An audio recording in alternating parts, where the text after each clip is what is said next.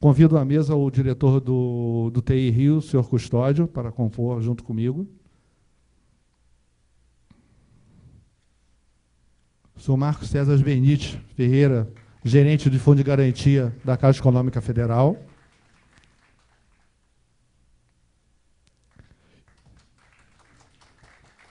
E o nosso palestrante, auditor fiscal da Receita Federal, Leônidas Quaresma, um parceiro de longo tempo aqui com o SESCOM. Podemos dizer que ele já é um associado.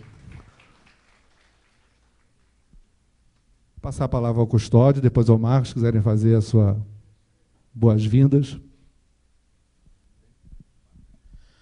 Bom dia a todos. Nós queremos agradecer a presença. Estaremos em breve com o auditório lotado. A fila de empresas, tanto no TI Rio, no Sindicato das Empresas de Informática, quanto no SESCOM, Sindicato das Empresas de Contabilidade, surpreendeu-nos.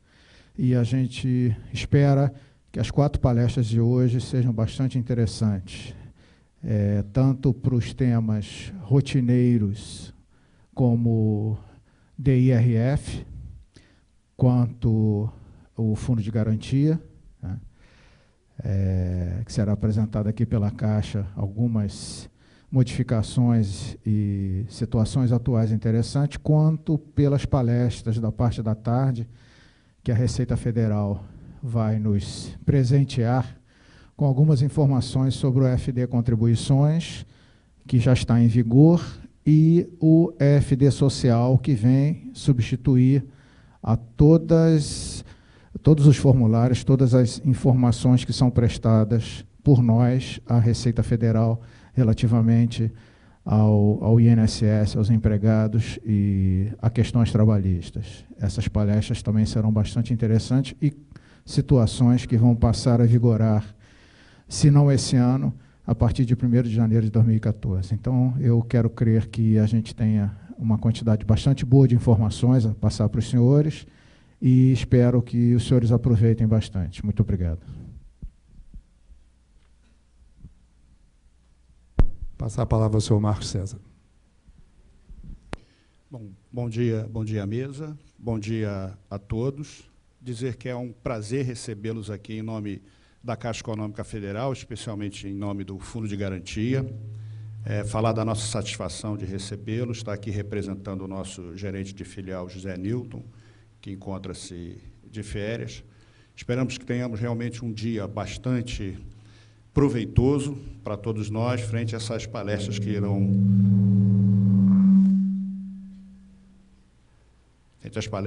ocorrer. Um bom dia a todos, obrigado.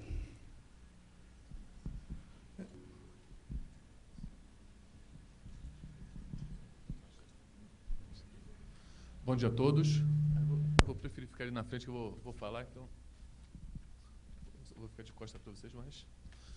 Bom dia a todos. Para quem não me conhece, já fui apresentado, sou Leônidas, eu trabalho na Receita Federal do Rio de Janeiro e estou aqui para tentar ajudá-los a falar um pouco da DIRF e tentar ajudá-los, e quem tiver perguntas a fazer, eu estou aberto a respondê-las.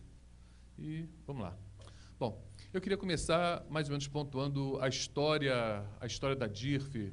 Estou vendo que tem muita gente que certamente, digamos, não chegou a conhecer esse ponto, mas a DIRF era uma necessidade da Receita já há muito tempo, já há muitos anos, quando começou a declaração de imposto de renda de pessoa física, desde 68, pelo menos, quando foi criada a Receita. Era uma necessidade que a Receita tinha de verificar se aquilo que o contribuinte pleiteava como imposto de renda retido na fonte, como adiantamento do imposto devido e, consequentemente, uma possível devolução, era verdadeiro ou não. Então, na verdade, há muitos anos atrás, quando o contribuinte entregava a DIRF, a Receita simplesmente verificava se aquilo que estava sendo informado como retenção na fonte era real ou não. Então, a declaração normalmente caía na malha, por hipótese, o contribuinte informava que tinha sido retido em R$10.000 no ano. E a DIRF informava um valor menor do que R$10.000, essa declaração caía na malha e o contribuinte era notificado, era intimado, era chamado a prestar algum esclarecimento para corrigir essa informação. Porque a Receita acredita que a informação da DIRF é mais atual, é mais própria do que a do próprio contribuinte. Por quê? Porque a informação da DIRF é de quem efetivamente fez o pagamento. Então, às vezes, a pessoa que faz a sua declaração e não tem o comprovante de rendimentos, ela não tem a real noção do que seria rendimento tributável, não tributável. Ela pode se confundir, então a Receita se vale mais da informação da empresa, da fonte pagadora, do que do declarante. Bom, e aí o que aconteceu? Ao longo dos anos, verificou-se que esse uso da informação estava muito pouco. Quer dizer, a Receita constatou que muitas pessoas tinham rendimentos que não ofereciam a tributação, porque simplesmente, apesar da Receita ter essa informação, ela não cruzava esses dados. Então, alguém que tivesse, por hipótese, 2 fontes pagadoras, se omitisse uma delas por não ter imposto de renda retido na fonte, acabava pagando menos imposto do que aquele que corretamente informava as duas. Quer dizer, tínhamos 2 situações idênticas tratadas de maneira diferente. E aí a Receita evoluiu e passou a se valer da DIRF também para detectar omissões de rendimento. Isso tem relativamente pouco tempo, eu diria uns 10 anos talvez. Eu diria que 10 anos para um país, para um estado, uma mudança dessa é relativamente pouco tempo. Então a Receita evoluiu e a DIRF passou a se valer também, passou a servir também para a busca de omissão de rendimentos. E aí, para os mais antigos que conheceram a DIRF lá atrás, antes do processamento eletrônico, da facilidade da microinformática, a DIRF era entregue em papel para os pequenos declarantes e em fita magnética para os grandes declarantes, aqueles que tinham milhares de contribuintes, milhares de pessoas a serem informadas. E aí acontecia uma coisa também curiosa, o contribuinte, especialmente de meio magnético, aquelas fitas grandes de computador de grande porte, ele entregava essa fita, a Receita recepcionava, preparava, mandava para o SERPRO, que é o nosso prestador de serviço, quer dizer, o prestador de serviço da Receita. Por razões diversas, o SERPRO não conseguia processar aquela fita. Às vezes, por uma bobagem.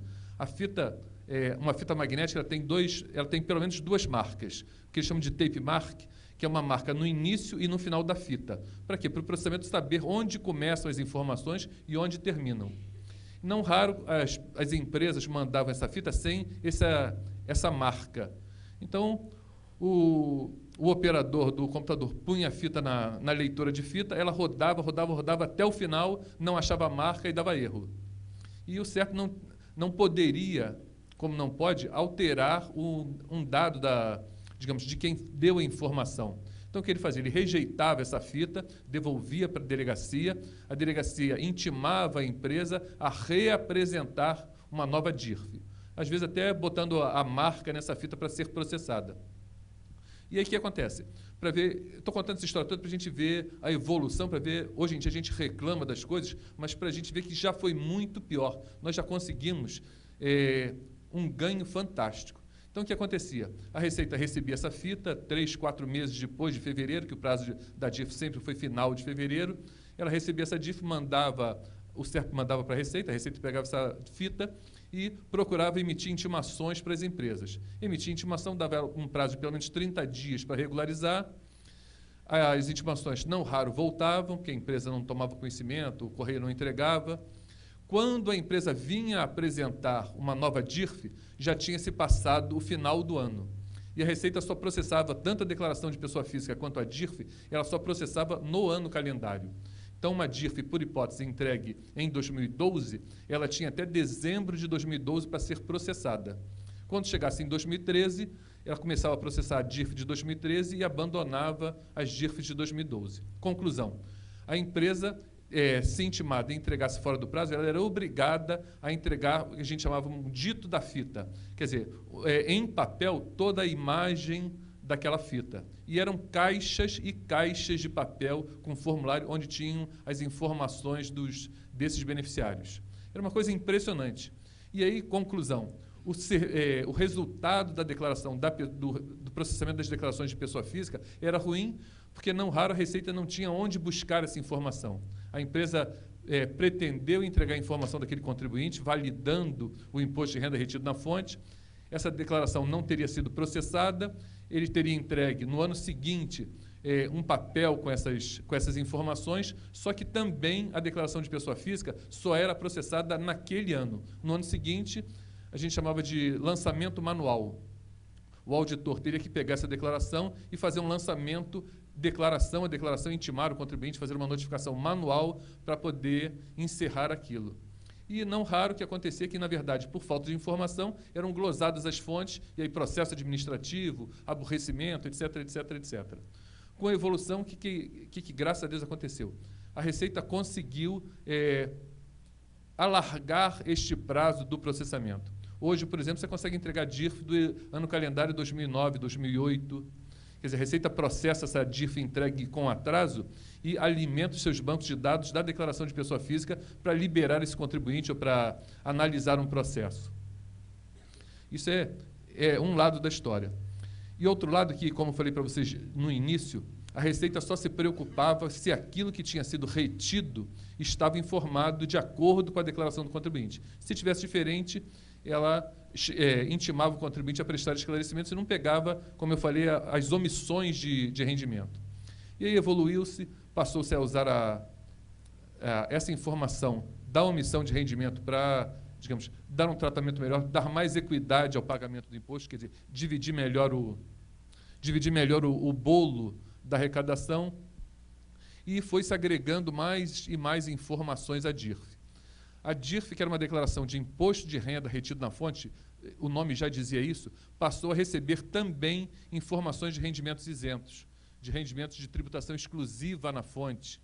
Quer dizer, coisas que a princípio não interfeririam na apuração do resultado da declaração, quer dizer, naquilo que o contribuinte deveria pagar ou receber de volta, mas também passou a servir para a Receita ter a noção se poderia estar havendo, digamos, uma variação patrimonial a descoberto. Alguém que tivesse um rendimento isento relativamente alto, que tivesse enriquecido por conta desse rendimento isento, se não fosse essa informação da DIRF, a Receita não teria como fechar essa informação. Para quem mais ou menos lembra, há um tempo atrás, na declaração de pessoa física, simplesmente o contribuinte informava como rendimento, por exemplo, lucro distribuído, ele simplesmente informava o valor. Hoje o programa do Imposto de Renda, ele exige que você informe a fonte pagadora daquele rendimento isento. Então a Receita tem perfeitamente condições de cruzar para ver se aquela determinada empresa que diz que pagou 10 milhões de reais como rendimento isento a uma determinada pessoa, se o contribuinte que declara 10 milhões como rendimento isento, a Receita tem como verificar se há a contrapartida da empresa dizendo que pagou esses 10 milhões. Porque se não houver, certamente esse rendimento não existe e aí estaremos diante de uma variação patrimonial a descoberto. Isso é para dizer que como a DIRF evoluiu, como a DIRF cresceu. Então, hoje em dia, a gente tem os rendimentos tributáveis, que, digamos, foram o início da DIRF, a motivação primeira da DIRF, rendimentos isentos, rendimentos de tributação exclusiva na fonte. Uma outra questão, para situar, é a questão da globalização. Se a gente reparar, o mundo está cada vez, digamos, cada vez menor, cada vez mais globalizado. Então, digamos, as informações de rendimentos, de movimentações financeiras no Brasil não interessam só ao Brasil, interessam aos demais países desse mundo globalizado. Quer dizer, hoje os Estados nacionais estão muito preocupados em saber se, digamos, se pelas instituições financeiras está passando dinheiro oriundo do narcotráfico, tráfico de pessoas. E a gente vê isso claramente, especialmente a partir de 2001, do 11 de setembro de 2001, quando houve aquela tragédia no World Trade Center. Quer dizer, se os Estados Unidos tivessem conseguido rastrear a movimentação financeira que foi capaz de financiar aquele ataque, certamente, ou muito possivelmente, ele não teria acontecido. Então, os Estados nacionais hoje estão muito interessados em saber qual a movimentação financeira das pessoas que estão lá no Brasil e o Brasil interessado na movimentação financeira das pessoas daqui, fora do seu território nacional brasileiro. E aí a DIRF também vem buscar as informações de remessas para o exterior. Sempre que você remete algum dinheiro para o exterior, tenha ele retenção na fonte ou não, dependendo do valor, você vai estar obrigado a informar isso na DIRF. Tá? Então, a gente vê que a DIRF cresceu, digamos, o escopo dela foi bastante aumentado, e isso eu acho que dá mais segurança a todos nós. Eu acho que a gente, às vezes, eu sinto que as pessoas veem a Receita como, digamos, quase que um algoz e coisa e tal, mas a Receita tem procurado fazer o seu papel não só de órgão arrecadador, mas tentado dar, digamos, segurança, e aí segurança no sentido amplo, a cada um de nós. Ok?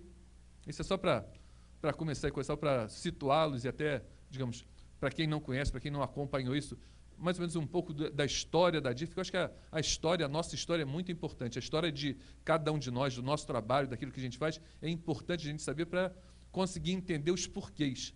Se a gente consegue entender os porquês, de onde surgiu, acho que é muito mais fácil aceitar e participar. Ok? Bom, até agora nenhuma pergunta. Eu tenho um roteirinho aqui para eu não esquecer do que eu precisaria falar.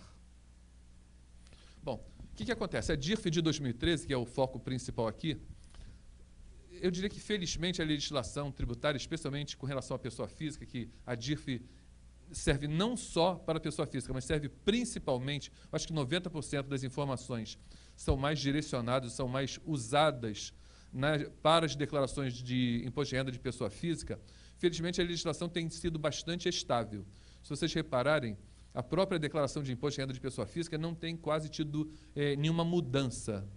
As mudanças que têm acontecido no programa são mais mudanças, digamos, no sentido de facilitar o preenchimento, facilitar a vida do contribuinte, do que propriamente uma alteração de legislação. A legislação de pessoa física, felizmente, tem ficado bastante estável, e em relação à DIRF também. Tem apenas algumas pequenas mudanças, algumas pequenas novidades que eu vou falar, mas eu diria que, por exemplo, a questão da obrigatoriedade de apresentação da DIRF, que seria, eu imagino que todos vocês já conhecem bem, que seriam as pessoas jurídicas em geral. Como novidade para esse ano, nós temos, todos nós estamos cientes de que vamos ter a Copa das Confederações este ano e a Copa do Mundo em 2014.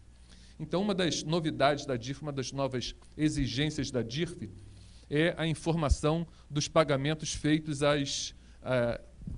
eles chamam de, quer dizer, seria a FIFA, a emissora fonte FIFA, que é quem vai fazer a distribuição dos espetáculos, e os prestadores de serviço FIFA. Se vocês estão atentos, foi editada uma medida provisória que foi popularmente conhecida como MP da Copa, que depois virou a Lei 12.350. Ela traz diversas desonerações para as empresas que vão participar, direto ou indiretamente, da Copa do Mundo de 2013 e 2014. Eu vou falar muito rapidamente disso, quer dizer, a FIFA, enquanto organismo internacional, ela pode vir a participar e pode, digamos, ter atividades econômicas no Brasil, como pode criar subsidiárias no Brasil. A emissora FIFA, que vai fazer a geração das imagens para distribuição e comercialização, da mesma maneira. Ela tem sua representação no exterior e pode ter representação no Brasil também.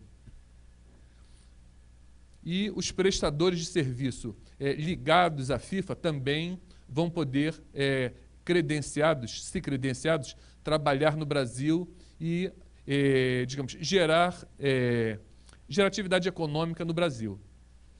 Então, essa MP da Copa trouxe diversas desonerações, diversas atividades ligadas a esses eventos, a Copa do Mundo de 2013 e 2014, estarão isentos de alguns tributos. E a DIRF prevê receber essas informações na DIRF a partir deste ano. Então, se os senhores vierem a trabalhar, eu imagino que aqui a maioria são profissionais da contabilidade que têm, digamos, seus clientes em empresas. Se os senhores vierem a trabalhar com alguma instituição, alguma empresa, algum organismo associado à FIFA, e a FIFA, a emissora FIFA e o que eles chamam de comitê local, essas empresas podem credenciar outras entidades e elas vão ser obrigadas a preencher a DIRF também. E existe um campo específico no programa que ele pergunta se houve pagamentos relativos à Copa. Tá? Para as empresas, para as entidades que marcarem isso, elas vão informar todos os rendimentos, as pessoas a quem pagaram, os valores, independente de ter havido retenção na fonte ou não. Ok? Não sei se estou falando muito rápido, se estou, digamos, se está dando para acompanhar. Está tudo bem por aí até agora? Ok. Bom, então, digamos, além dos contribuintes normalmente obrigados a apresentar DIRF, pessoas jurídicas, matrizes de pessoa jurídica, cartórios, aquela série de todo mundo que pague algum rendimento com retenção na fonte está obrigado a apresentar DIRF. E a novidade para esse ano é, como eu falei para vocês, essas empresas ligadas à FIFA, que em 2013 e 2014 vão estar obrigadas a informar também. Ok? O prazo é sempre o último dia útil de fevereiro. Então, esse ano, o último dia útil de fevereiro, 28 de fevereiro, vai ser a data limite para apresentar a DIRF. Ok? Assim, deixa eu falar um pouquinho da novidade que é esse negócio da FIFA. Como eu disse para vocês, a DIRF originalmente ela só contemplava os rendimentos sujeitos à tributação, rendimentos tributáveis para os quais teria havido retenção na fonte. Quer dizer, qualquer empresa, qualquer pagador que tenha pago alguém com retenção na fonte, ele está obrigado a apresentar a DIRF. Digamos, alguém que tenha N empregados, se nenhum deles foi retido na fonte, se essa empresa com 200 empregados não teve nenhuma retenção na fonte, ela não está obrigada a apresentar DIRF. Basta que tenha, num determinado mês, em apenas um mês, ela tenha retido na fonte de um empregado, ela estará obrigada a apresentar DIRF. Pelo menos desse empregado que houve a retenção.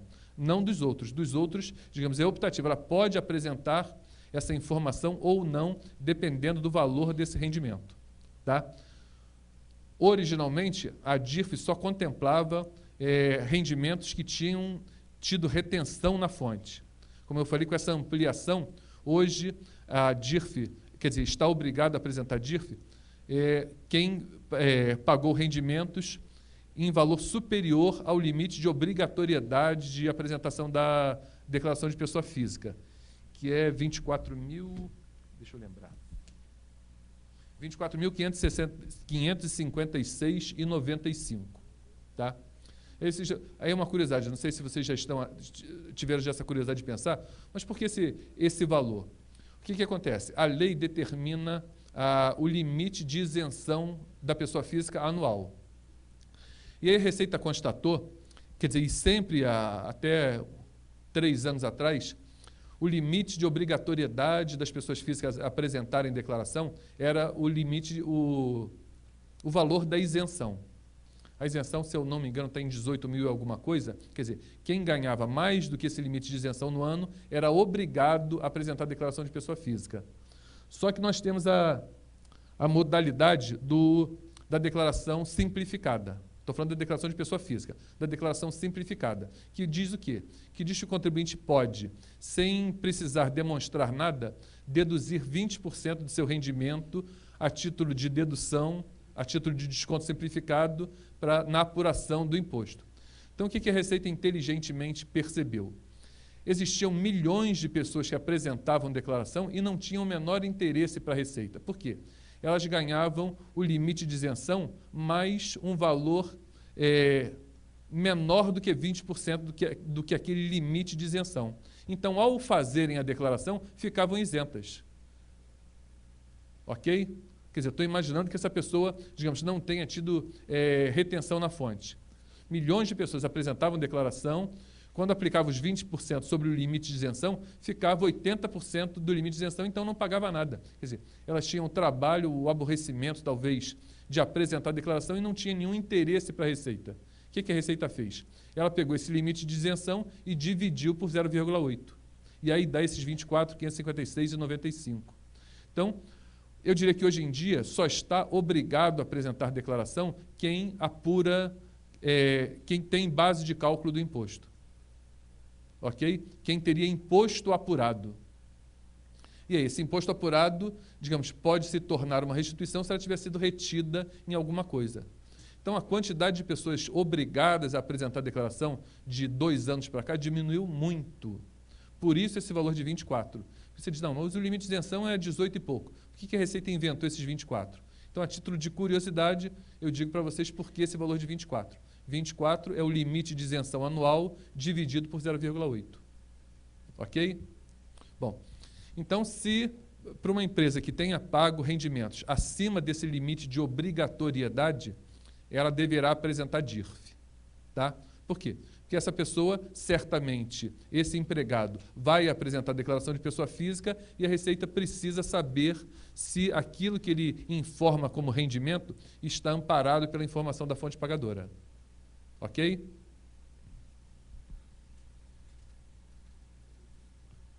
Bom, como eu já disse, no caso dos pagamentos feitos relativamente a esse evento da Copa, não existe limite. Se essas entidades que vão participar da Copa, que estão autorizadas pela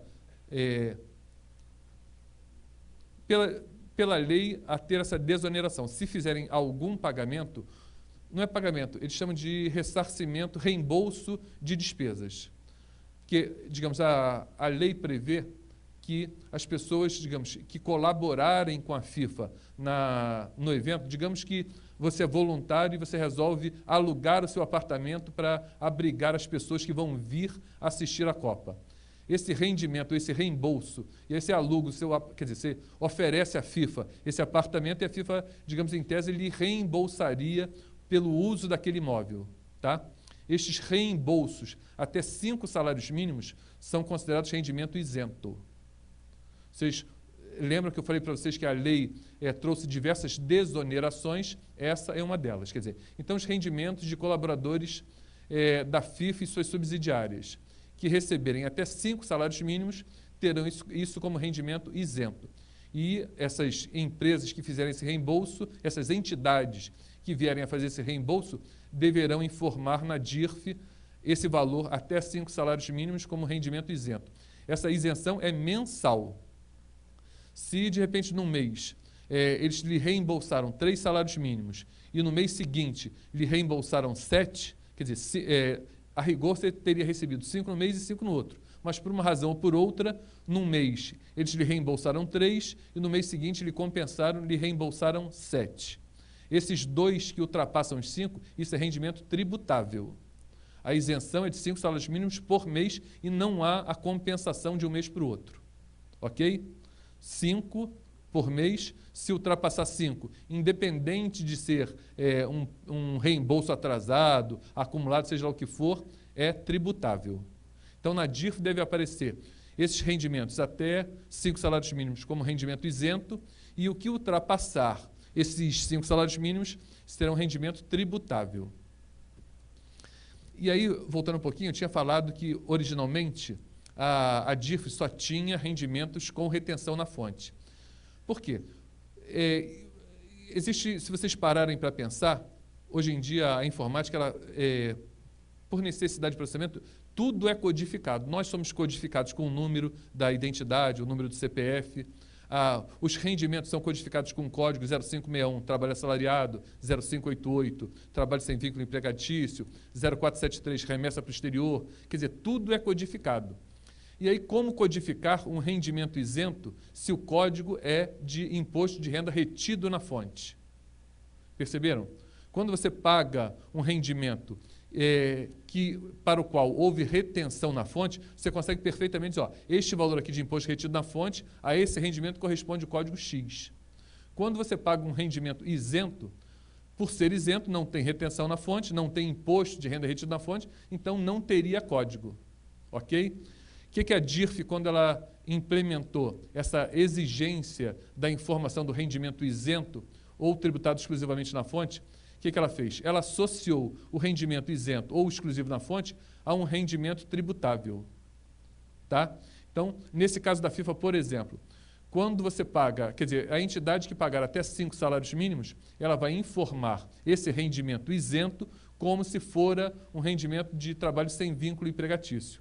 Por quê? Porque se passar de 5 salários mínimos, esse a mais é rendimento tributável e vai ser codificado com o Código 0588 de trabalho sem vínculo empregatício. Tá?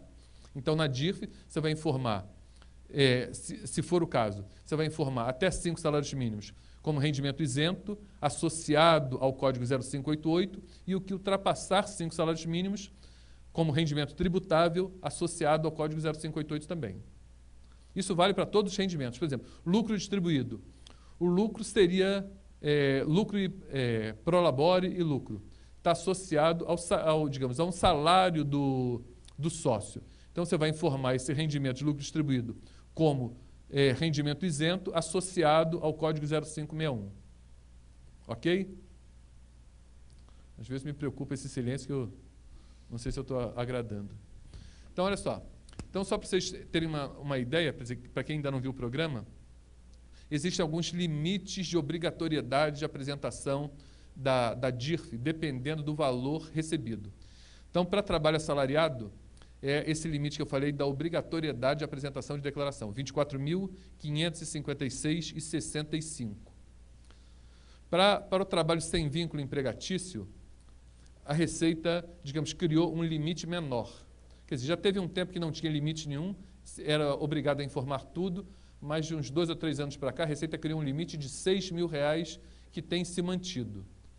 E você diz, mas por que esse limite é tão baixo? Porque, veja bem, por exemplo, se você pega, digamos, um médico que trabalha com diversos convênios médicos, por exemplo, se o convênio não for um desses top de linha, ele vai receber um valor relativamente pequeno a cada mês. E aí, se a Receita simplesmente bota um valor tão alto quanto esses 24 mil, dificilmente ela conseguiria saber se aquele médico, aí o médico é simplesmente um exemplo, se aquele médico, por exemplo, ele teve outras fontes pagadoras. Então, esse limite de 6 mil é um valor que a Receita considera razoável para poder checar essas possíveis omissões de rendimento. Tá? Então, trabalho assalariado, R$ 24.556,95, trabalho sem vínculo empregatício, R$ 6.000. Resgate de previdência privada a qualquer valor. Tá? O resgate de previdência privada, normalmente ele tem uma retenção de 15%, independente do valor, como antecipação, e o contribuinte deve levar isso para a declaração de ajuste, se não for tributação regressiva. Se for tributação regressiva, é exclusivamente na fonte, ele não leva ao ajuste. Ok? E aí, aqueles rendimentos pagos aos não residentes no Brasil, aqueles chamados residentes no exterior, que você manda como pagamento de algum serviço prestado para o não residente, ou como remessa, digamos que você manda o seu filho estudar no exterior, e aí você remete para a universidade, para a escola onde ele vai estudar, mensalmente aquele valor de mensalidade que o Instituto lá fora exige. Essa remessa tem um limite de isenção e, se você remeter ao longo do ano mais do que R$ 24.556,95, quer dizer, quem fizer essa remessa estará obrigada a informar isso também na DIRF. Ok? E aí vem aqueles rendimentos isentos por moléstia grave. De novo, quer dizer, isso não aparecia na DIRF, de pouco tempo para cá está aparecendo, e aí o valor é bem mais alto, é R$ 73.699,95. Quer dizer, se você paga rendimentos de aposentadoria, pensão, reforma, de contribuinte isento por ter moléstia grave, a fonte pagadora vai estar obrigada a informar esse valor, se esse valor ultrapassar R$ 73.669,95. Ok? Uma novidade que, digamos, está aparecendo na DIRF desse ano é a questão do pagamento a médico residente. A lei passou a isentar o rendimento do médico residente. Quer dizer, as bolsas de médico residente seria o equivalente a uma bolsa de estudos. Bolsa de estudos. Se houver uma contraprestação, isso é rendimento tributável. Só seria rendimento isento se isso não configurasse, digamos, uma vantagem para ambos os lados, para quem recebe e para quem se beneficia do serviço. No caso do médico residente, a lei resolveu excepcionalizar e disse que, independente de haver essa contraprestação, quer dizer, se você é dono de um hospital e contrata um médico residente, ainda que ele vai lhe prestar serviços, que vai lhe dar o benefício do lucro, do faturamento sobre os clientes, esse rendimento a médico residente passou a ser rendimento isento. Ok? Esse é o único caso do equivalente à bolsa de estudos com benefício do serviço, que é rendimento isento. E esse valor deve ser informado também na DIRF.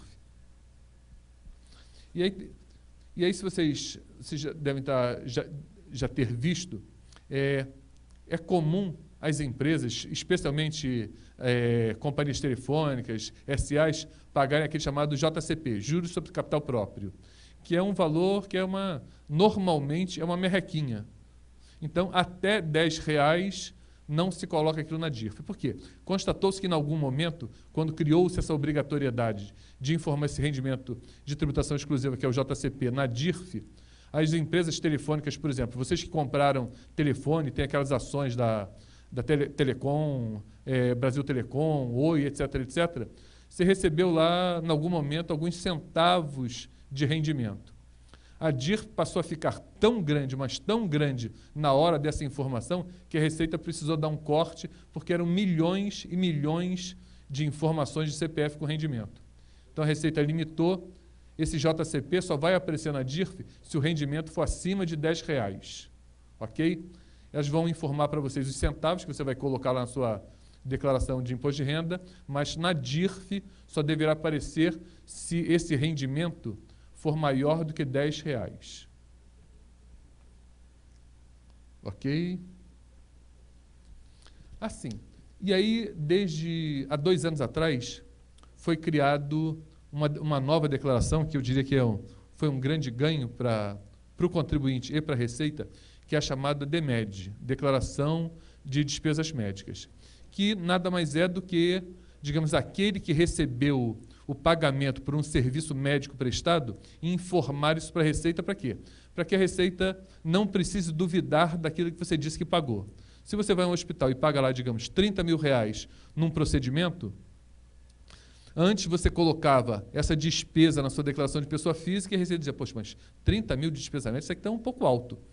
Por favor, me traga aqui o seu comprovante, a sua nota fiscal, para eu ter certeza que você não se equivocou, ao invés de colocar 3 mil, colocou 30. Com a DMED, isso deixa de acontecer. Por quê? Quando você vai a um hospital e paga R$30 mil de despesa médica, o hospital vai dizer que recebeu de você, por um serviço prestado a você ou a um seu dependente ou a uma outra pessoa qualquer, aquele valor de R$30 mil. Com essa DMED, dezenas de milhares de contribuintes deixaram de cair na malha por despesas médicas. Tá? E o que acontece?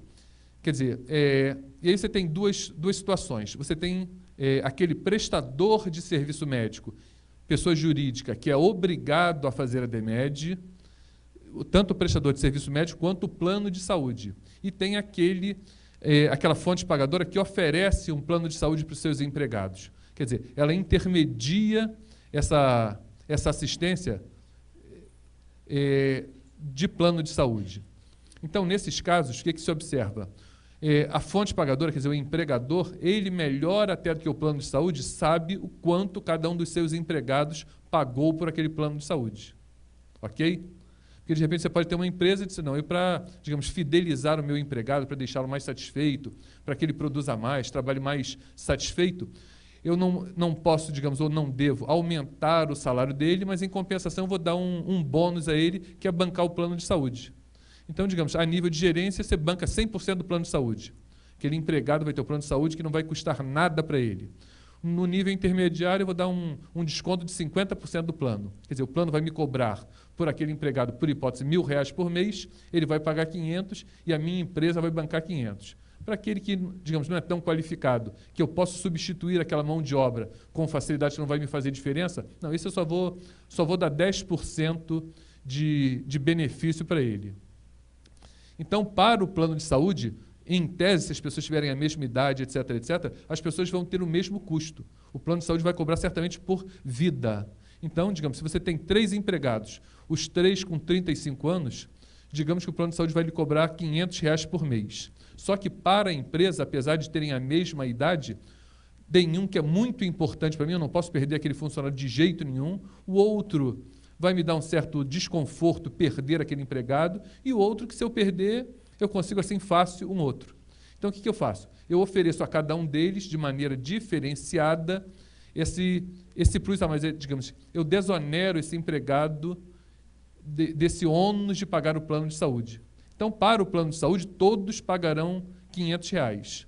Para mim, que sou empresa, eu não vou cobrar nada, do outro eu vou cobrar 250, do outro eu vou cobrar R$ 50, por hipótese. Então, nestes casos, em que é o que eles chamam de plano privado de assistência à saúde, a obrigação de informar esse custo, esse gasto, esse pagamento aos planos de saúde é do empregador, daquele que faz a DIRF. Então, essa informação do plano de saúde, eu posso tê-la de 2 maneiras. Na DMED, informada pelo plano de saúde, quando eu contrato diretamente o plano de saúde, e aí ele, plano de saúde, sabe exatamente o quanto eu paguei a ele, e aquilo que vem através da DIRF, que a empresa, melhor do que o plano, sabe quanto cada uma daquelas pessoas pagou ao plano de saúde. Tá? E isso faz uma diferença enorme, quer dizer, essa declaração é relativamente nova, tem 2 anos, esse ano será a 3ª vez que os contribuintes irão apresentá-la. Ainda nós temos muitos erros e omissões.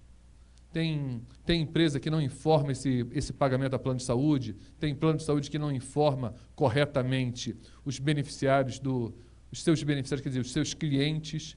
Então, algumas pessoas ainda estão caindo na malha por falta dessa informação correta ou bem prestada.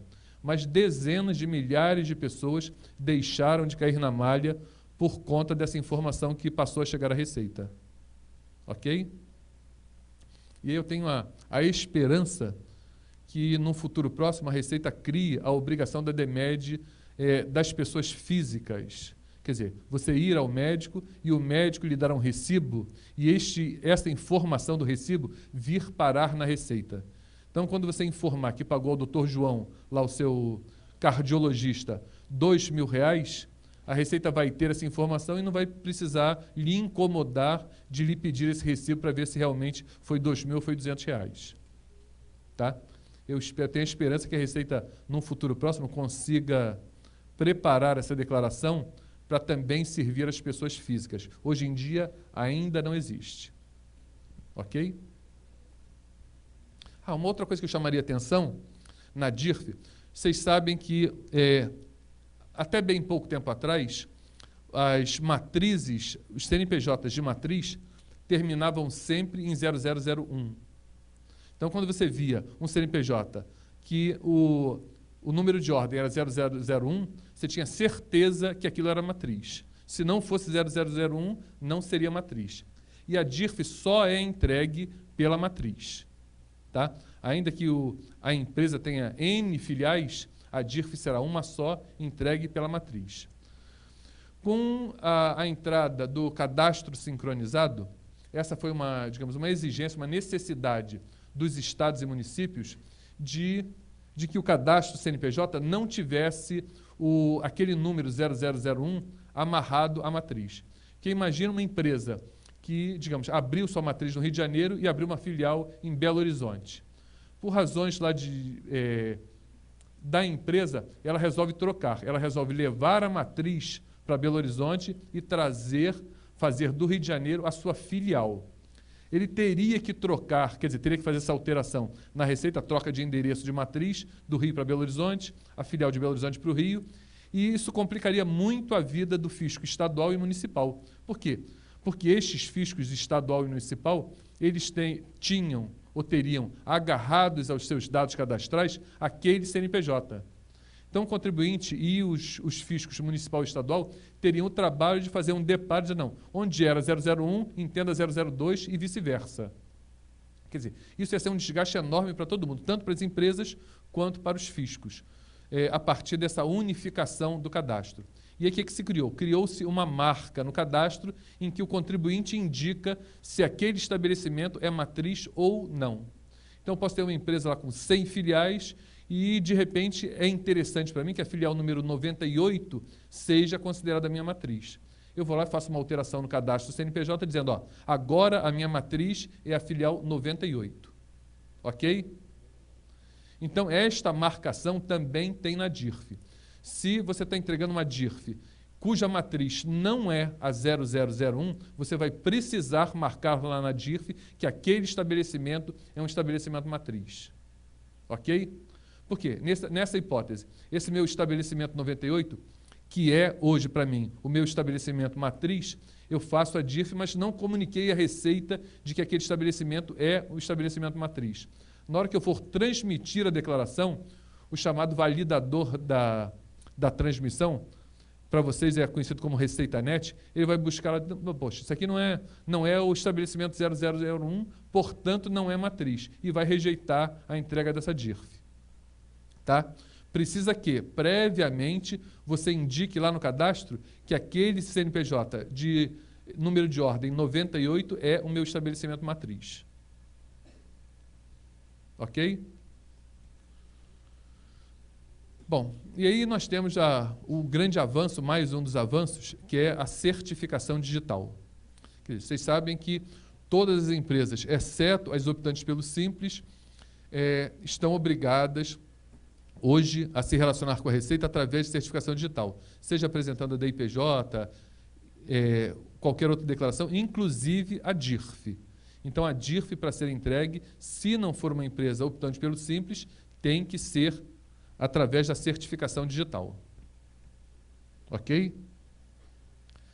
E aí eu lembrei de falar aqui também do lado ruim, que é a multa por atraso da entrega da DIRF.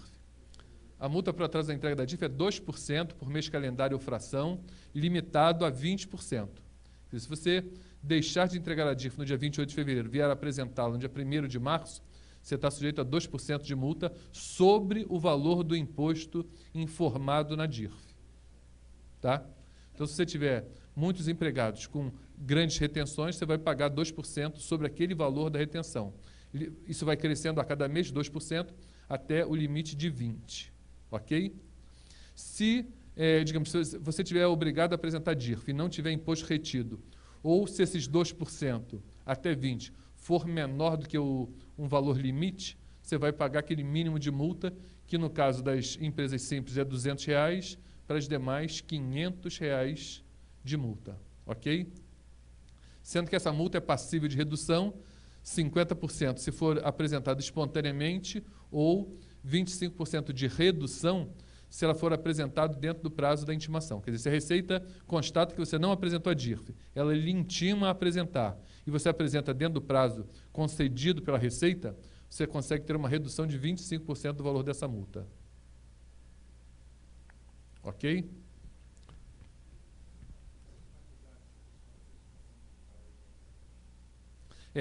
Olha só, eu não sei se todo mundo está, digamos, atento, conhece bem ou sabe a motivação da certificação digital. Eu diria que eu tenho certo orgulho de dizer que a Receita está sempre, digamos, em vanguarda, está sempre mais ou menos à frente, ela está sempre inovando e provocando as boas novidades que existem no mercado. O que acontece? Nesse mundo globalizado, da internet, coisa e tal, eu diria que, sei lá, talvez 80% das coisas que a gente fazia antigamente, pessoalmente, hoje a gente consegue fazer pela internet. Consegue ir ao banco pagar conta, buscar informações, buscar legislação. Quer dizer, a internet tornou-se uma ferramenta poderosíssima. Hoje em dia, eu diria que quem não tem acesso à internet está num mundo diferente desse de hoje. Só que a internet tem um seguinte problema. A internet é como telefone. Você nunca sabe, você nunca pode... Quer dizer, você não poderia, com segurança, ter certeza de quem está do outro lado falando com você ou se relacionando com você. E eu digo que, digamos, os bancos, em geral, estão um pouco, digamos, atrasados em não exigir ou não dar certificação digital para todo mundo. Por quê? A certificação digital ela tem uma previsão legal de não repúdio. A certificação digital é um mecanismo em que você se identifica, você se valida junto à pessoa com quem, o órgão, ou seja, com quem você está se relacionando. Quando você faz uma comunicação através de uma certificação digital, a pessoa que está do outro lado tem certeza de que quem está do outro lado é você, e não uma outra pessoa se passando por você. Pelo menos tem essa previsão legal, essa presunção. Por quê? E a certificação digital, você tem 3 tipos de certificado. Tem aquele que você instala no seu computador, e aí só vai servir se você usar aquela máquina. Você pode usar um cartão, ou você pode usar um token, que é isto aqui. Parece um pendrive, e você pode usá-lo. Então, o que acontece? Para você, digamos, a pessoa precisaria ser muito displicente, muito desleixado, para entregar para alguém ou deixar perdido o meio físico, que é o computador, ou o cartão, ou o token, e também deixar a sua senha. Tá? Se a pessoa for desleixada e entregar para um outro o cartão e a senha, digamos, essa pessoa que recebeu essa informação, ela pode se passar por você num relacionamento através da internet. Só que, diferentemente de senha de banco, quando você abre uma conta e o banco lhe atribui uma senha, ele dá um cartãozinho com chip, tal, etc, etc, etc, e você perde, alguém filma a sua senha, usa aquele cartão, o banco, digamos, não existe previsão legal do banco dizer que foi você que fez. Se você disser que não fez aquilo, o banco vai suar e não vai conseguir provar que foi você que fez, porque não existe previsão legal do não repúdio. No caso da certificação digital, não. Se você, como eu disse, se você pega essa certificação digital e empresta esse cartão e sua senha a alguém, o que ele fizer não tem choro. Você é responsável por aquilo. Tá? Por quê? Porque a lei prevê isso. A lei prevê o não repúdio no uso da certificação digital. E o que eu costumo dizer? Veja bem, uma ilustração, um exemplo claro que vai dar para vocês entenderem. Se isso não é verdade. Eu estou lá no conforto da minha casa, pego meu telefone e ligo para o ponto frio. Digo, faz o seguinte, me entrega meia dúzia de geladeiras aqui, daquelas dupla porta, que custam uns R$4.000, me entrega meia dúzia dessas geladeiras e outra meia dúzia de televisões 3D de 55 polegadas. Só vai pagar como? Vou pagar com cartão de crédito. Você dá o número do cartão de crédito, dá o seu código de segurança, ele valida no cartão e 2 dias depois você está recebendo meia dúzia de geladeiras, aquelas side by side, e meia dúzia de televisões de 55 polegadas na sua casa. Quer dizer, no endereço que você mandou entregar. Tudo bem. Tempos depois, vem a fatura do seu cartão e está lá, sei lá, R$30.000 de compras no ponto frio. Aí você fala, pá, eu não fiz essas compras. Você liga para o cartão e diz, eu não reconheço essa compra, não. O que o cartão vai fazer? Faz o seguinte, o senhor me mandou um fax dizendo que não reconhece essa compra e eu estorno da sua fatura. E aí é assim que acontece. Por quê? Porque não existe um meio legal de provar que não foi você que fez aquela compra. Quer dizer, existe uma certa confiança e certamente um seguro por trás disso que acata esse pagamento e você está tranquilo. Você está mais ou menos resguardado porque não tem previsão de lhe apenar com aquela dívida. Agora, se você, digamos, faz essa compra através de uma certificação digital, você entra lá no site do Ponto Frio, por exemplo, com sua certificação digital e faz essa compra, não tem como você dizer que não comprou aquilo. Você vai ter que bancar o pagamento daquela compra. E é o que eu digo, se de repente os bancos em geral se tocassem de como seria melhor para eles, muito mais seguro, e eu diria que seguro para todo mundo, porque não existe almoço de graça, alguém paga a conta. Quando acontece esse caso, por exemplo, que eu falei para vocês, o que acontece? Ou a mercadoria vai sair mais cara, porque o Ponto Frio vai passar a cobrar mais caro por conta do risco que ele tem, ou o seu cartão de crédito vai te cobrar uma anuidade maior, por quê? Porque ele vai embutir na sua anuidade um seguro justamente para essas fraudes. Quer dizer, alguém está pagando essa conta.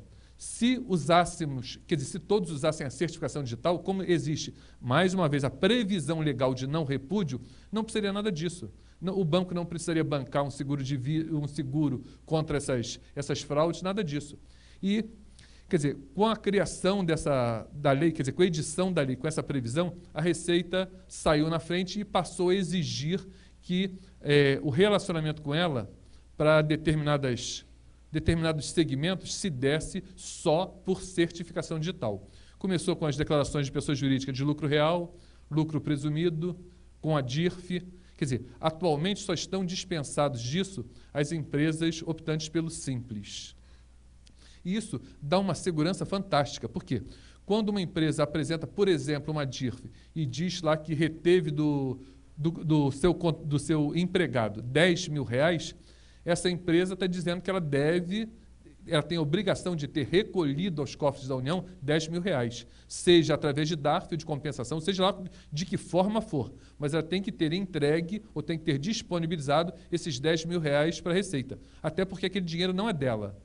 Aquele dinheiro é do empregado, ela simplesmente foi a intermediária na entrega desse dinheiro à União. Tá?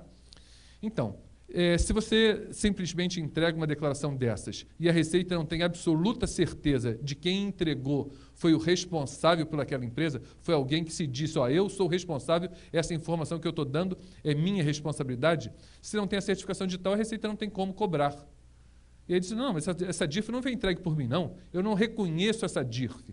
Com a certificação digital, isso não existe. Não só para a DIRF, quanto para qualquer outra declaração, ou mesmo no relacionamento com as pessoas. Com a certificação digital, hoje, você consegue fazer quase tudo na internet. Você confirma pagamento, você vê sua situação fiscal, se você está devendo, se não está. Você consegue fazer quase tudo. Por quê? Porque a Receita tem certeza de quem está do outro lado. E a Receita tem a obrigação de preservar o sigilo fiscal das pessoas. Digamos, as suas informações são suas, só interessam a você e a Receita, porque a Receita detém essa informação. Então, a Receita tem a obrigação da guarda desse sigilo. Quando a Receita, digamos, ela permite dar essas informações para as pessoas através da internet, ela tem que ter certeza de que quem está recebendo aquela informação é aquela pessoa credenciada. E isso se dá através da certificação digital. Por isso, a importância da certificação digital. E é pena que a gente não tenha conseguido ainda disseminar isso, popularizar e baratear o custo dessa certificação digital. Nesse caso que eu falei para vocês dos bancos, se os bancos pudessem oferecer gratuitamente essa certificação digital, certamente ela seria paga pelo custo que ele tem, por exemplo, dos seguros que ele é obrigado a pagar por essas transações, digamos, não reconhecidas. Se alguém rouba o seu cartão, vai no caixa eletrônico, se você criar um caso, possivelmente você vai conseguir estornar aquele débito. Por quê? Alguém vai ter que provar que foi você que foi lá e tirou aquele dinheiro. Ou que você autorizou alguém a fazer isso. Com a certificação digital não tem isso. Se nos cartõezinhos nossos de banco tivesse certificação digital, não tem essa história. Fez, está feito. Não tem como repudiar essa transação. Ok? Ninguém pergunta nada? Pois estou ficando frustrado. Até que enfim. Diga lá. Veja bem. Ele me pergunta, para quem não ouviu, ele me pergunta por que o custo da certificação digital é tão alto. A Receita Federal ela é uma usuária desse benefício que é a certificação digital. A Receita Federal até é uma autoridade certificadora para os seus funcionários. Através do SERPRO, a Receita Federal é uma autoridade certificadora, então ela dá certificação digital para os seus funcionários, que é uma obrigação dela. Ela não poderia, digamos, exigir que os seus funcionários trabalhassem, e todos os funcionários da Receita trabalham com certificação digital, quer dizer, qualquer coisa que o servidor da Receita faça num dos seus terminais, está registrado ali, não pode dizer que não foi ele, por quê? Porque ele usa a certificação digital. Então, a Receita é simplesmente um usuário da certificação digital. A certificação digital é como se fosse, mal comparando, um cartório. Quando você assina um documento e vai ao cartório e pede para ele autenticar a sua firma, para dizer que aquela assinatura é sua, é mais ou menos isso que a certificação digital faz. Então, esse custo é um custo cartorário. Eu diria que na medida em que se popularize, se aumente essa clientela dos usuários de certificação digital, eu creio que o preço deva baixar. Eu diria que atualmente não é tão caro a certificação digital. A última informação que eu tive, quer dizer, o último dado que eu tinha, eu acho que para uma empresa, pessoa jurídica, a certificação digital estava custando cerca de R$300 por ano. Dá menos de R$30 por mês. Dá menos do que R$1 por dia. Para você poder fazer isso do conforto do ar-condicionado do seu escritório, é o que eu costumava dizer, já disse algumas vezes em outras palestras.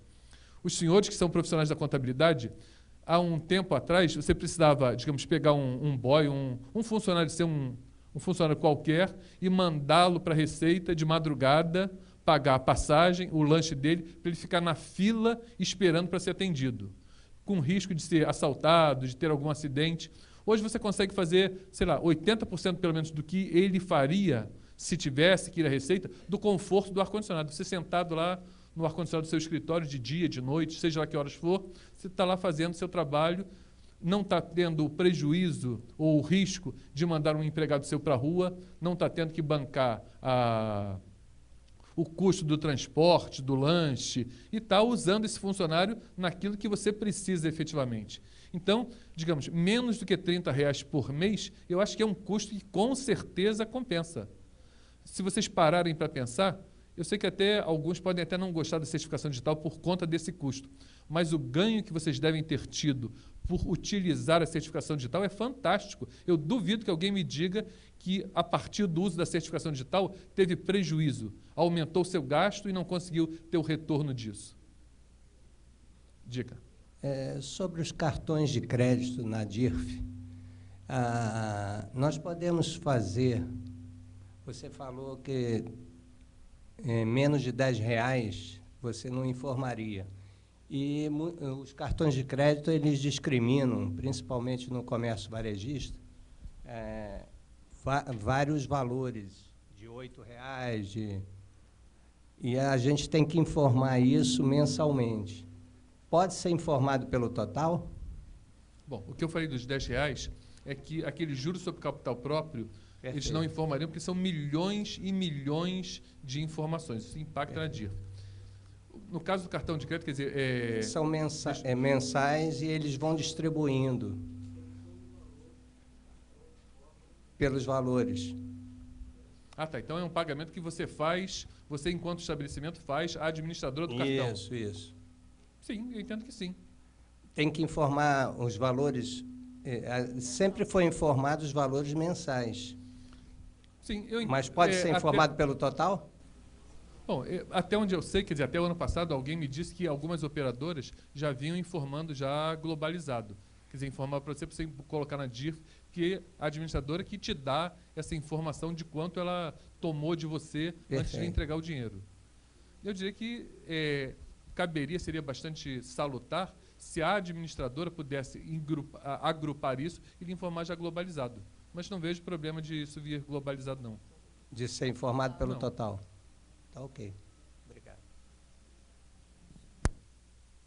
Se o pagamento, o limite é de R$10, por que a retenção também não é? Por que existem retenções abaixo de R$10? Olha só, o que eu falei dos R$10 são os pagamentos, digamos, a Brasil Telecom pagou a você, como juros sobre capital próprio, digamos, R$8 ao longo em um mês ou em mais de um mês. Ela não vai informar isso na DIRF, por quê? Para a DIRF não ficar grande demais. Agora, quando você tem retenção, você deve informar, quer dizer, quem retém tem a obrigação de informar, por quê? Porque isso é um direito de quem foi retido. Você tem lá o seu empregado que você reteve R$10 dele. Ele tem todo o direito de informar isso na declaração para reaver esses R$10 se ele não apurar imposto.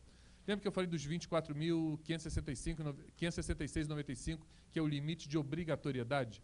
Imagine que você contratou um empregado em outubro para ganhar, sei lá, por hipótese, R$3.000. Aí você pagou outubro, novembro e dezembro. Esse empregado ganhou menos do que R$10.000 no ano. No entretanto, ele foi retido nesses 3 meses. Então, pelo rendimento obtido, ele estaria desobrigado de apresentar a declaração. Mas ele tem o direito de reaver isso que foi retido dele. Tá? Então, essa exigência de informar qualquer valor retido é para dar à pessoa que foi retida o direito de buscar isso de volta. E a gente não pode pensar só, digamos, não, mas ele foi retido em R$10. Essa pessoa que foi retida em R$10, existiria a possibilidade dele ter outros rendimentos que, somados àqueles R$10, vai dar, sei lá, 100, 200, 300 mil reais. A Receita precisaria saber esses valores para poder ter certeza que está devolvendo o que foi retido e recolhido. Não é mais trabalho para a Receita fazer a devolução? Não é melhor deixar de reter? Não, mas veja bem, se a gente, digamos, conseguisse prever o futuro, até poderia haver essa possibilidade. Mas, como eu lhe falei, imagine esse empregado, digamos, que foi retido em R$10. Primeiro, você não sabe se ele tem outros rendimentos. E você não sabe, no futuro, se ele virá a ter outras retenções. E para quem, digamos, para ele, empregado, ele foi retido em 10. Mas você tem esse empregado que foi retido em 9, que é menos de 10, e um outro que foi retido em 1.000. Quando você fizer o recolhimento, você vai fazer 1.009. Se você só teve, assim, num mês, se você só teve um empregado que foi retido em R$9, você não vai recolher. Não se paga, não se recolhe DARF em valor de menos do que R$10. Por quê? Porque o banco cobra mais do que isso, ou próximo disso, a Receita pelo processamento desse DARF. Então, a Receita, se ela aceitasse DARF de qualquer valor, ela estaria pagando para receber essa informação. Você paga, digamos, R$6, o banco lhe cobra R$6, no mínimo você está perdendo. Então, essa exigência dos R$10, quer dizer, de receber só valores a partir de R$10, é por conta do custo do processamento desse DARF. Mas como a empresa ela recolhe pela totalidade dos empregados, se num determinado mês a totalidade da retenção dos empregados for menor que 10, você não vai recolher. Você vai recolher no momento em que ultrapassar os 10. Tá? Agora, para o empregado, você deve informar porque ele tem o direito de buscar isso de volta. Diga.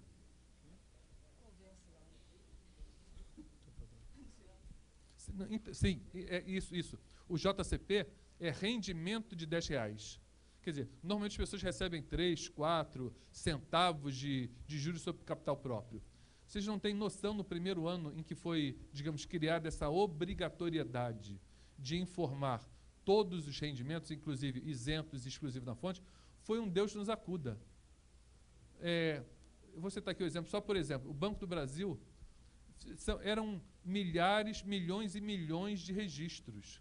Isso ocupou horas, dias de processamento no SERPRO só para chegar a essa conclusão. Aí, não, tem alguma coisa errada. Vamos ver o que aconteceu de errado. Aí foram ver, eram essas merrequinhas de rendimento que estavam constando na DIRF, que impactaram todo o processamento. Aí precisou-se dar um corte. Leônidas, plano de saúde. O que aconteceu no ano passado? Informação. Existem empresas que colocam pessoas nos planos de saúde, essas não são funcionários e elas reembolsam. Também tem que informar isso na DIRF? Sim. Então, isso é mais ou menos muito comum. O que acontece? Se eu estiver errado, você me corrija, mas a ideia que eu tenho disso. Você tem uma determinada empresa e, como eu falei, você quer dar o benefício aos seus empregados de conceder um plano de saúde como um salário indireto. Ok? Só que aí você chega na Unimed e diz, a minha empresa tem 10 empregados, eu quero dar plano de saúde para todos eles. Eu disse, 10 empregados, você vai lhe custar R$1.000 por empregado. Pô, mas R$1.000 se você tivesse 100 empregados, isso lhe custaria R$500. Opa, então quer dizer que quanto mais vidas, mais barato. Claro. Aí o que você faz? Você pega e oferece aquele plano de saúde coletivo para outras pessoas não agregadas, não relacionadas à sua empresa. Por quê? Porque isso vai baixar o custo per capita. Você vai ter um custo administrativo a mais, mas, em compensação, o plano de saúde e o plano coletivo saem mais barato para o plano de saúde. Por quê? Porque ele fatura contra a empresa. Ele recebe em bloco.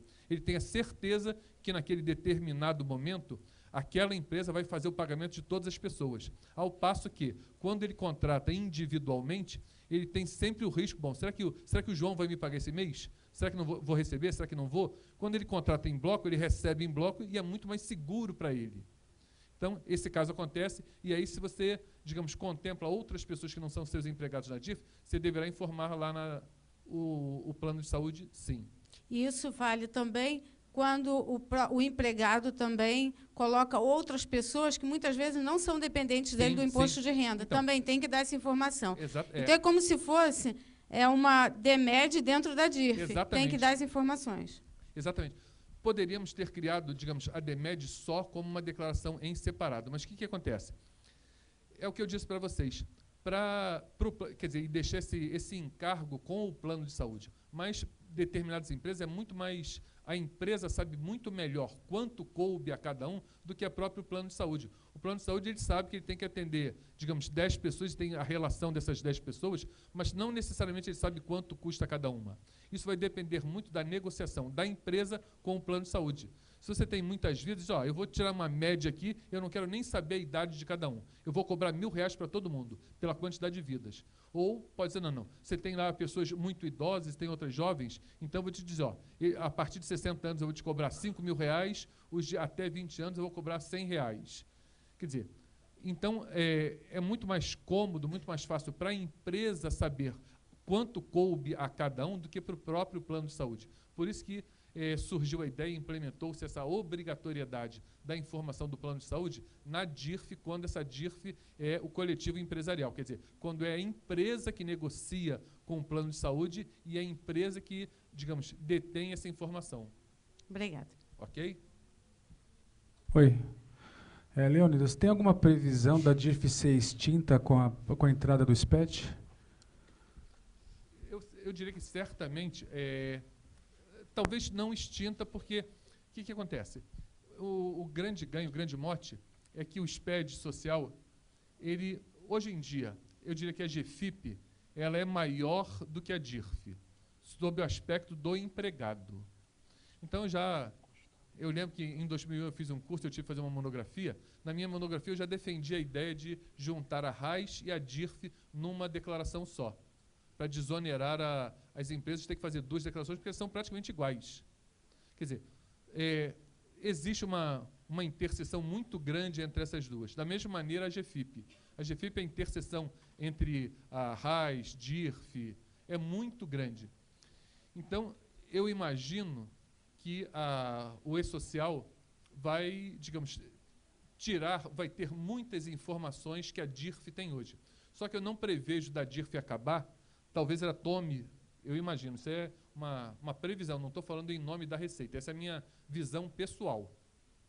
Eu imagino que vai surgir uma outra declaração, justamente para que a Receita tenha essas informações extra-empregados, tipo rendimentos isentos não tributáveis, remessa para o exterior, a própria informação de plano de saúde.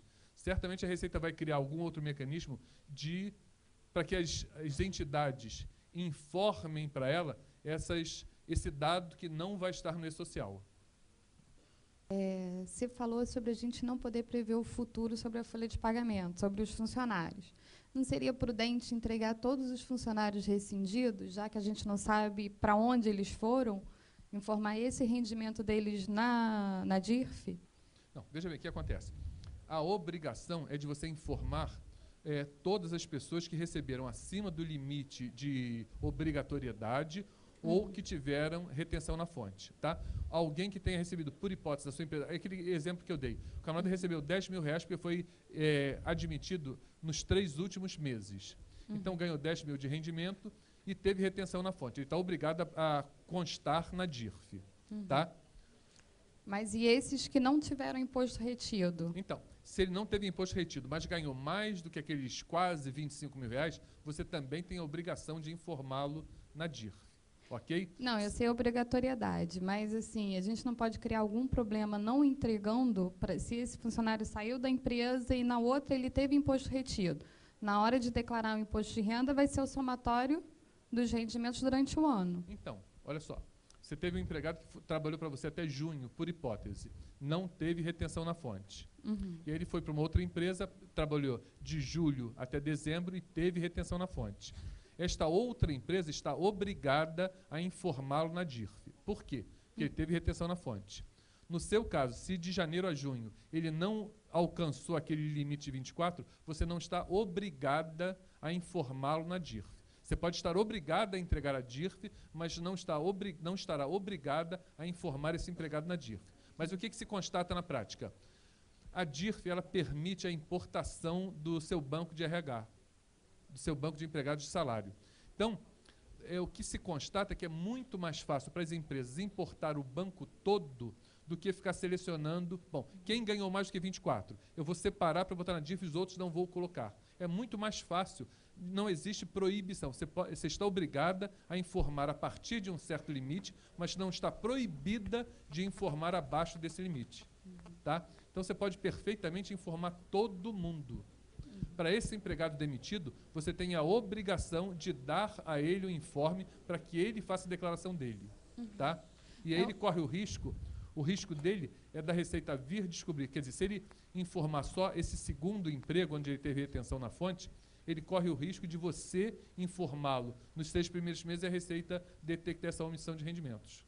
Entendi. Outra pergunta é, quanto ao plano de saúde que vocês estavam falando, quando o funcionário ele se beneficia desse plano de saúde no valor reduzido, só que ele paga 100% desse valor, ele pode deduzir isso no imposto de renda? Pode. Se a gente informar, plano de saúde, independente se está sendo pago pela empresa ou não, ele pode se beneficiar. Não, veja bem. Se você tem lá um empregado, por hipótese, que ele custa, quer dizer, o plano de saúde cobra dele R$1.000. E aí você teria 2 possibilidades. Esses R$1.000 são suportados totalmente por ele, e neste caso, ele coloca na declaração os R$1.000 como despesa médica de plano de saúde, ou a empresa banca 50%. Então, ele arca com 50% e a empresa arca com os outros 50%. Ele vai informar na declaração que pagou R$1.000 ao plano de saúde e vai colocar como parcela não dedutível os 500. Tá? Ele vai informar o quanto ele bancou e quanto ele foi reembolsado. Tá ótimo, obrigada. Ok? Bom dia. A respeito de comprovantes de rendimentos de cartão de crédito, que nós temos um trabalho muito grande em relação a discriminar mês a mês, os valores são mínimos.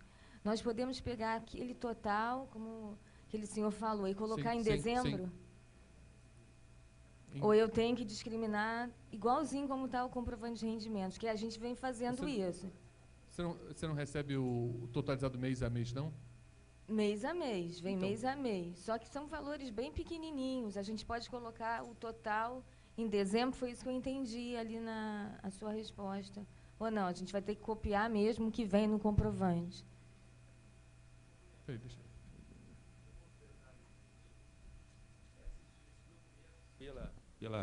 Vou dar como exemplo aqui, o Visa, por exemplo. Quando você recebe o documento, por baixo da bandeira Visa tem lá 20 convênios específicos. Então, você recebe um informe onde você tem, na verdade, 30 fontes. Na verdade, se você for lançar o pé da letra, você teria que prestar 30 informações diferentes. Na verdade, são 30 CNPJs diferentes e cada um desses tem rendimentos mensais, como ela está falando. Tem rendimentos de centavos. Que rendimentos são esses?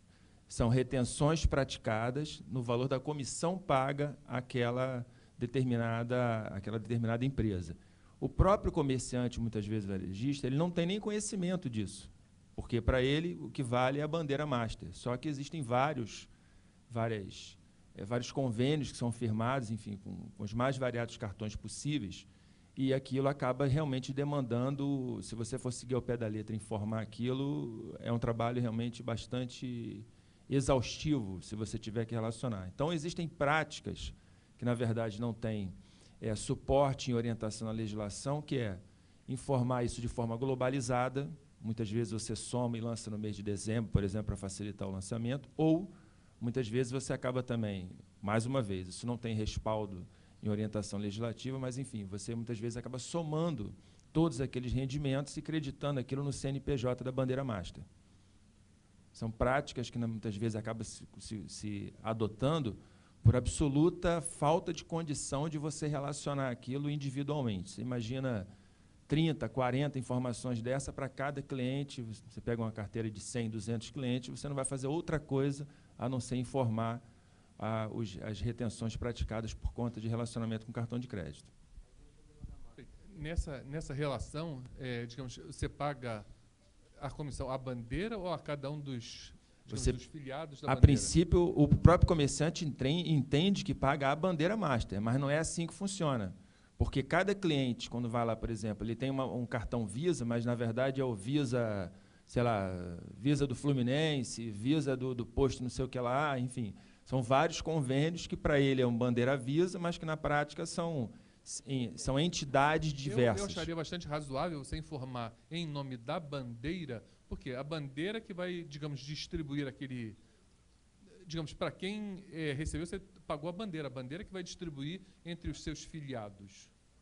Sim, mas essa, muitas vezes, como eu falei, na verdade, essa prática, por assim dizer, toma como ponto de partida o que entendo eu seja a dificuldade de você informar isso discriminado. Agora, a gente acaba ficando preocupado porque, como eu falei, se você pegar o pé da letra, cada convênio daquele é um CNPJ e, evidentemente, para cada um daqueles CNPJ distintos foi com o administrador do cartão de crédito, com a bandeira. O seu contrato é com a bandeira, não é com cada um daqueles contrato, filiados. no caso do cliente, é com a bandeira master, normalmente. Então eu entendo que você está pagando a bandeira. Você não está pagando, você não interessa quem está por trás. Por exemplo, quando você paga... Vamos mais ou menos relacionar ao plano de saúde. Quando você contrata um plano de saúde, você vai ser atendido na Casa de Saúde de São José, Santa Terezinha, seja lá o que for. Na verdade, você está pagando... mal comparando com cartão de crédito, você está pagando a Casa de Saúde de São José, a Casa de Saúde de Santa Terezinha, só que você não vai informar isso, você vai informar que pagou ao plano de saúde. Ele está pagando, ele está recebendo e rateando aquilo entre os prestadores de serviço. Você não vai informar cada um dos seus prestadores, a menos que você vá pessoalmente e você tire do seu bolso e entregue. Você vai informar o plano de saúde. Eu diria que é mais ou menos a mesma coisa. Se o seu contrato é com a bandeira, a sua informação é de pagamento à bandeira. A bandeira é que teria ela que discriminar a cada um dos seus associados o quanto ela entregou. Sim, para a gente é muito mais cômodo também entender dessa forma, é assim que é feito. Sim, agora, então, há uma preocupação, porque no canal é a eventualidade de um batimento por conta da Receita, o que você vai verificar é que o CNPJ da própria bandeira master, na verdade, eles podem ser que eles não reconheçam como rendimento e, obviamente, como retenção correspondente, os mesmos valores que você está informando. Não. Eu diria que a obrigação é da bandeira. O seu contrato é com a bandeira. A quem a bandeira vai entregar esse rendimento é problema da bandeira. É ela que tem que dar essa informação. Você não tem contrato com o Fluminense. Digamos, o Fluminense alguma vez foi lá no seu estabelecimento... se você claro que não. Então eu diria que você tem que informar, digamos, globalizado pela bandeira, agrupado por bandeira. Visa tanto, Master tanto, e de acordo com o seu contratado, com o seu contratado. Nessa o que acontece. É o que acontece. Sim, então, se você tem um cartão Visa, entendeu, que é administrado pela Cielo, do Banco do Brasil, ela faz convênio com a Redcar para receber, através do cartão Visa, transações provenientes de Redcar, do American Express, coisa e tal. No final do mês, quando você faz um levantamento de transações via Cielo, entendeu? O extrato vem informando todas as transações feitas pela Cielo e os seus conveniados. E o Cielo informa quanto reteve de comissão de cada um deles. Ou seja, a obrigatoriedade de retenção da comissão já coube a Cielo. Ela já informa para a Redcar, Mastercard, o quanto recebeu bruto e quanto ela reteve de comissão. E o cliente, a empresa, já fica sabendo quanto vai receber líquido. Aí já é lá em cima a obrigação da Cielo de reter o imposto e recolher, até mesmo por parte daquilo que era cabível à American Express, à Mastercard e etc. Então, eu diria que a informação deverá vir agrupada por contratante. Exato. Se você tem um contrato, é aquele que você vai... Exato, ele mas vai, isso a quem já ele vai entregar o dinheiro não é já vem seu. discriminado do próprio extrato da Cielo. Perfeito, eu acho que é por aí, não tem... Bom... como esse assunto está um pouco polêmico e com algumas, vamos dizer assim, indecisões, nós vamos fazer isso, o Leônidas vai, ele está sempre solícito a poder nos ajudar, ele vai fazer uma pesquisa maior a respeito do assunto e nós vamos colocar essa resposta dentro do site. Nós temos uma programação, se a gente se estender isso, nós vamos comprometer as outras palestras, ok? O nosso diretor aqui do TRI, Custódio Barbosa, tem algumas observações a fazer sobre duas questões antes de nós encerrarmos.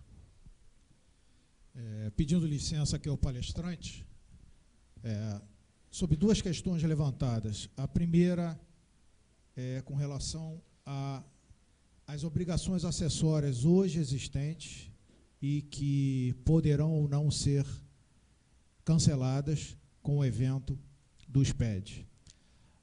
O TI Rio, que é representado no grupo do SPED pela FENAINFO, a Federação das Empresas de Informática, e o SESCOM, que é representado pela FENACOM, a Federação das Empresas, Escritórios de Contabilidade, a nossa briga e a briga de todas as empresas piloto é, junto à Receita Federal, que as obrigações não sejam duplicadas. Os dados não deverão ser informados 2, 3 vezes, através de vários formulários, vários arquivos.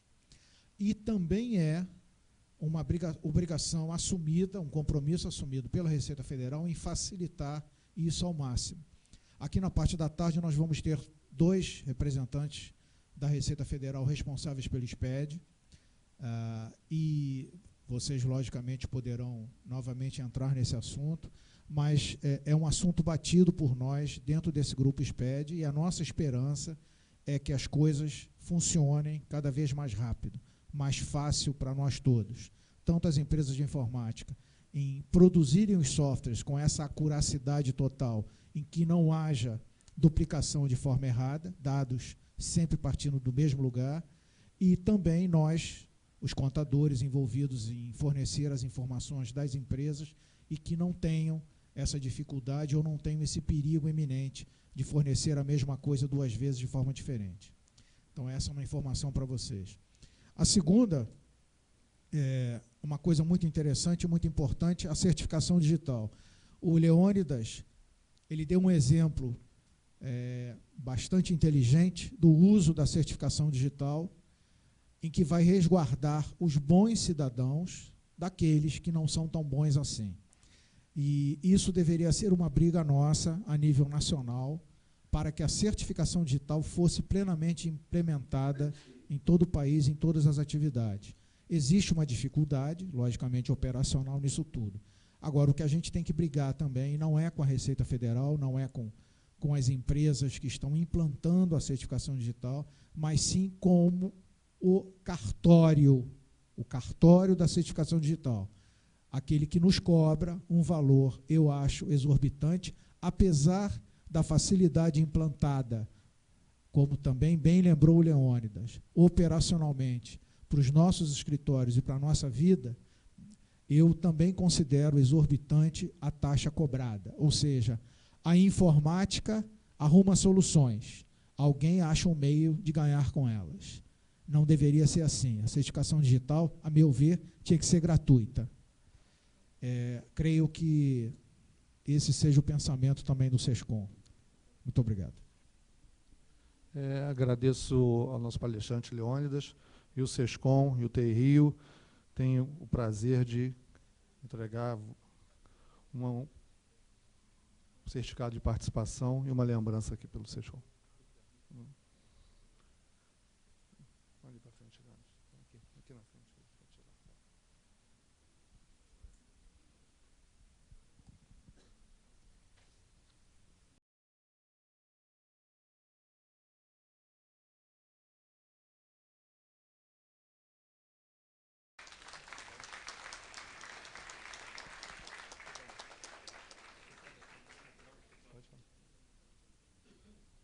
Gostaria de agradecer a paciência de vocês em ter me aturado e dizer que eu estou sempre à disposição. Acho que eu sinto isso como uma obrigação minha, enquanto representante da Receita, estar presente para tentar esclarecê-los, tentar ajudar de alguma forma a que vocês prestem o serviço e da melhor forma possível. Queria agradecer muito ao convite.